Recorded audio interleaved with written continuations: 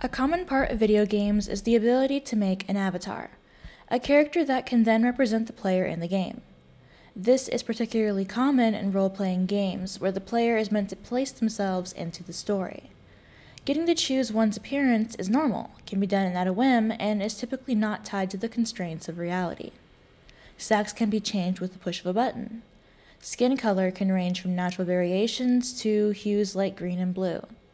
Sometimes parts of the body can be sized independently based on a spectrum to customize a player character to represent what the player wants to look like, not necessarily what is possible in real life. This makes sense given that many games take place in a fantastical setting. Mermaids, cyborgs, and other creatures do not exist, but imagining how the world might be if they did is not inherently harmful. However, alongside a concerning decrease of in-person interactions and a rising use of the internet as a third space, referring to a location separate from work and home that one socializes in, has led to the separation of the self into distinct categories of mind and body. Depersonalization is a real mental illness wherein a person feels detached from their own body, and can be associated with drug use, other disorders, or experiencing a threat. While many people have experienced an episode at least once in their lives, constantly experiencing depersonalization is rare. So depersonalization happens when you feel like you're not real, or part of you isn't real, or you have these moments where you just seem to disconnect from yourself and from reality. Sometimes it can go with a temporal lobe problem that may have happened from a head injury. It often happens from early childhood trauma and sexual abuse, where your brain, in order to manage that very difficult situation, actually spaced out. It can be treated, and you want to make sure you get your brain healthy, because if your brain's not healthy, you're more likely to have this symptom. Now, I'm not suggesting that a large portion of the population is experiencing the disorder, but rather are experiencing a constant low-level disconnect from their bodies. In those where distress at the mismatch between their desired bodies and their actual bodies is high, gender dysphoria can form, or depersonalization can lead a person to believe that they have it as a result of the publicity of transidentification and the implicit benefits of identifying as such. Trying to figure out why a mental health professional, whether they're a psychologist, a psychiatrist, or just some kind of therapist, why aren't they saying, look, these are some things you need to do before you start self-diagnosing yourself with this mental illness. Go out for walks. Make sure that you spend 10 hours a week outside in nature. I don't care if it's cold, bundle up.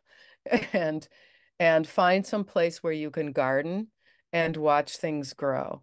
Notably, this includes the promise of community and self-acceptance through external changes rather than internal ones.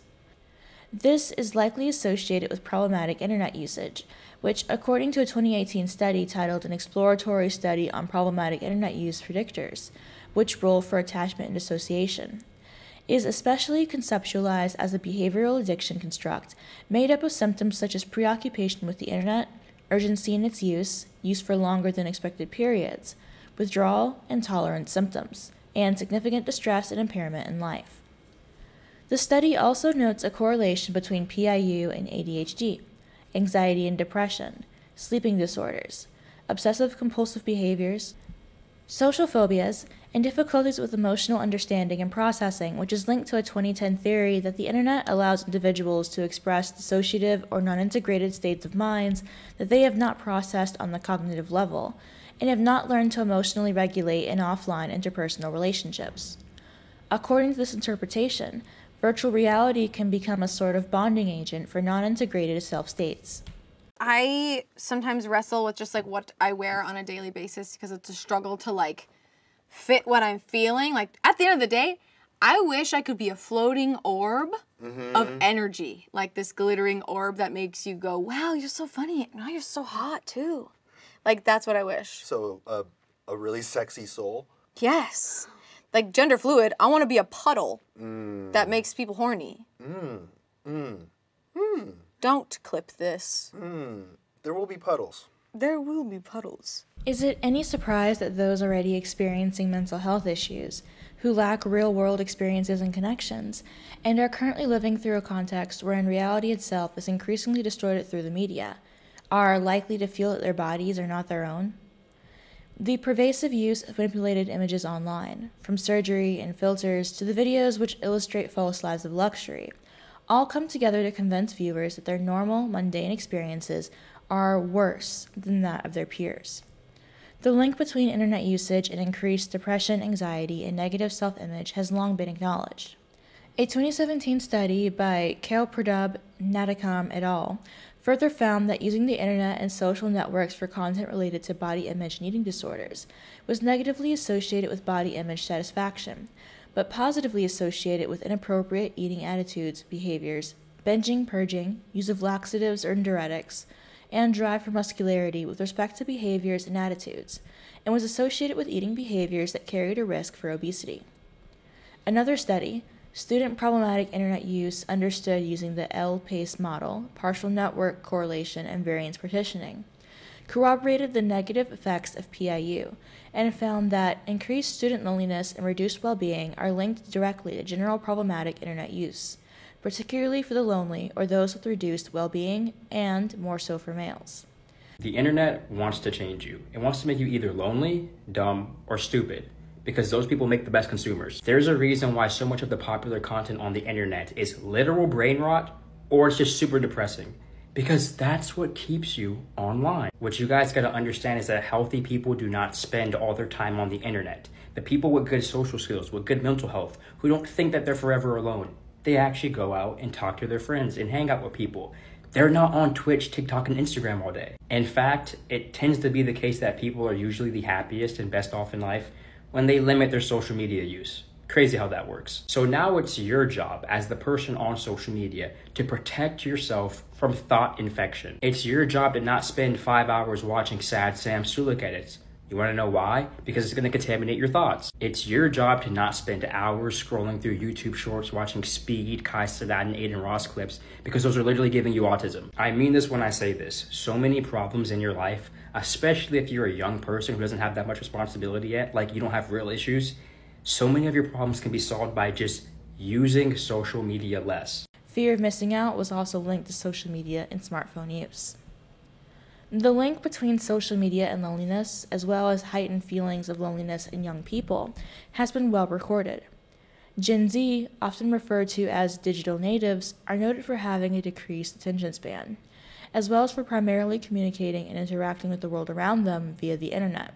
The rise of media communication over face-to-face communication has led to feelings of isolation and loneliness, and replacing meaningful face-to-face interactions with superficial online connections. It is only speculation, though informed speculation, that the result of raising a generation on the internet and throughout an unprecedented era of globalization and connectivity has led to an epidemic of loneliness and discomfort through disconnection from the body and others. In a study by Parody Zoltan et al. On the cultural norms and attitudes of Gen Z, they identified social media alienation as a common ailment, referring to an individual's failure to integrate well into the social network to which he or she belongs, feeling a sense of distance or powerlessness from friendships, and a growing sense of distance in the interpersonal network to which one belongs. It is very common to have social anxiety, to run together with gender dysphoria. In fact, a lot of people that I see that tend to suffer from social anxiety tend to have their social anxiety go away or really diminish once they transition.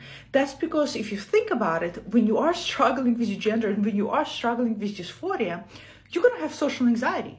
Guess what? You're not going to want to be out there. You're not going to want to socialize. You're not going to be eager to be around your peers. You're not going to be eager to be out there socially in society among other individuals. Why? Because the world is not equipped yet to see you the way you feel about yourself on the inside. The world does not yet embrace your gender identity. And as a result, you're going to have quite a lot of social anxiety. So keep in mind that if you're feeling a lot of social anxiety and you're feeling that, oh my God, I'm just really introverted, I don't want to go out there, that also could be very much so part of your gender dysphoria. In a manner, transitioning offers a restart and separation from an unsatisfying life through reinvention. the self before is destroyed, both physically and mentally. This can manifest in a denial that one was ever their birth sex. Any memory of their lives before transition must be disavowed as costume, ill-fitting skin, and shameful to acknowledge. I think in big ways, because well, like for my little brother, it was kind of just like he just made this decision and all we have to do is call him by a different name and pronouns. But with my older brother, it was sort of like, there was more of a feeling of like scratch everything from the record books, hide all of the family heirlooms with his name on them, get rid of all of the lovingly knitted stitches with his name on it that our old, our late grandma stitched for him, that kind of stuff. I think that's one of the little things that you notice that people don't talk about a lot. It requires the participation of others. One trans-identified female tried to convince her mother to get rid of a tattoo with her birth name. Others required those around them to redefine their identity to better reflect that of the newly transitioned, such as the wife of a trans-identified male being asked to call herself a lesbian, or a parent to pretend they never had a daughter at all and had always had a son. Despite the constant urging for introspection, the results of such self-centered examination has only led to the fragmentation of identity. Likes, dislikes, and behaviors are sorted into categories linked to specific labels, which are restricting as much as they offer structure in an increasingly uncertain world. What better way to find community, after all, than through shared suffering?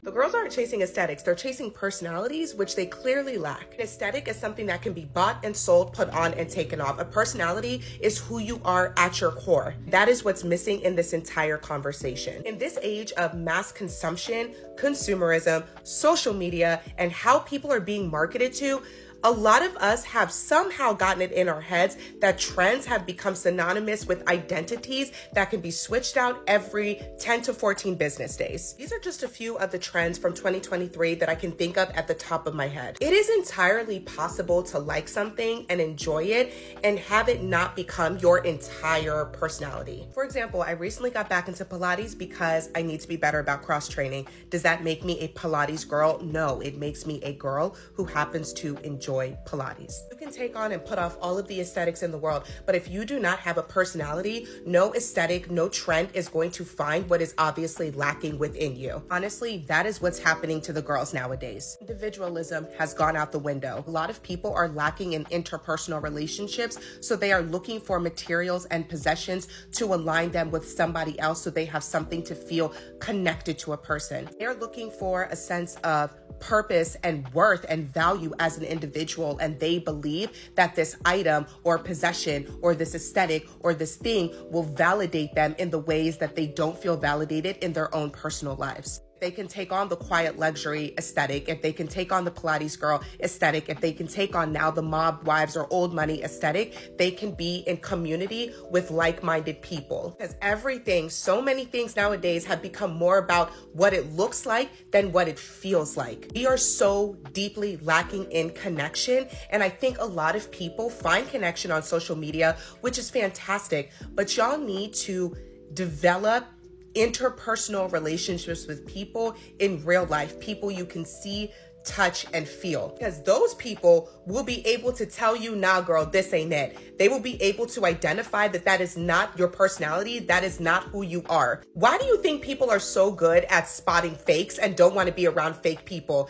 Because it doesn't ring authentic, it doesn't ring true. You are adopting and taking off something that's unnatural, and people can pick up on that in person. They can't, however, always pick up on it online. And I think that's why people feel really comfortable getting on social media and taking on these aesthetics and making their whole page around these identities and then switching it out within 10 to 14 business days when it is no longer on trend. The girls are having an identity crisis, and you will not find that identity online. Go outside. Touch some grass, or in this case, it's snowing here, so go and touch some snow. Put on gloves though.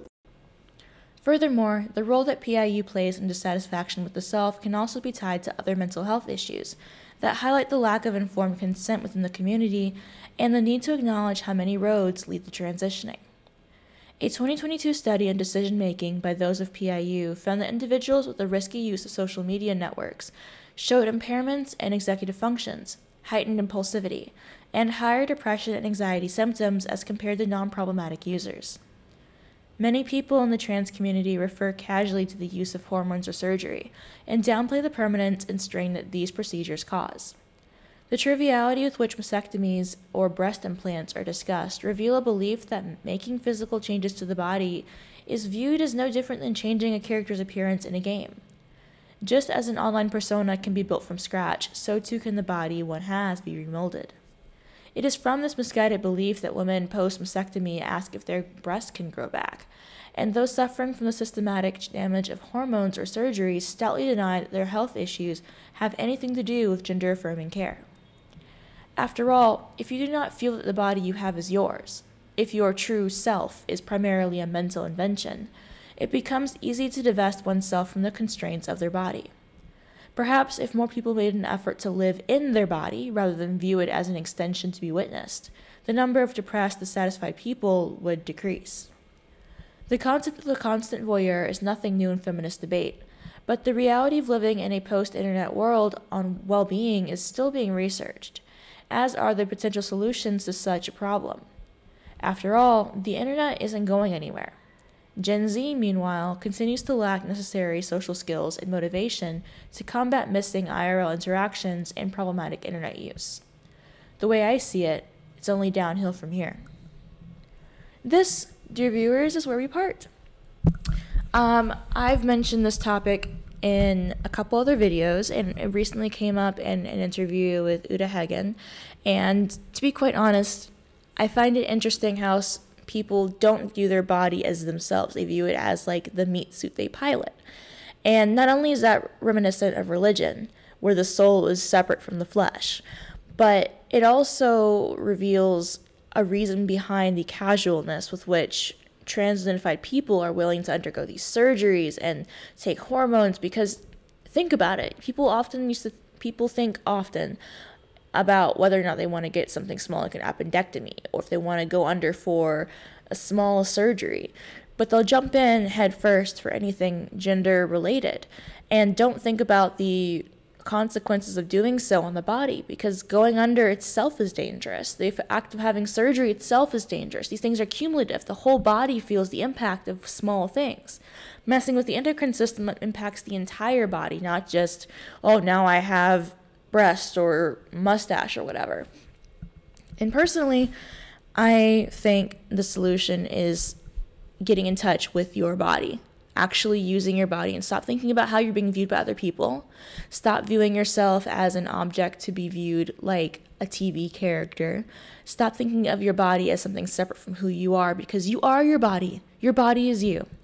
And I think the need for physical activity, which forces you to get out of your head, out of that introspective spiral that has been increasingly pushed by TikTok and other social media platforms, and instead start doing stuff with your hands. Go outside. Feel the effort to breathe when you're walking up the stairs.